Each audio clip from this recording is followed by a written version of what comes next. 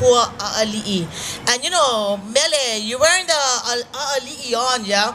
Yeah, when I saw her wearing it, I said, oh, perfect. Because we're sharing this mele. So I learned this mele actually at a workshop with Bella from Navai. And she shared about this Aʻaliʻi plant. You guys know what the Aʻaliʻi plant is like. So this Aʻaliʻi plant is a resilient plant. So we use this in our classes about being resilient. Be resilient against anything, any challenges, yeah? And that's what this plant is. This plant can live through everything. Cold, heat, many things that surrounds this Aʻaliʻi flower or plant. Anuenue Punua, she has written this beautiful mele. She is also a Kumu at Punoho. And we like to share this beautiful mele called Pua Aʻaliʻi. So always remember, see a mele also shares a little mo'olelo behind the flower. So remember that resilience. Sometime when you have those challenges, always bounce back. Remember the Aʻaliʻi plant. Here we go.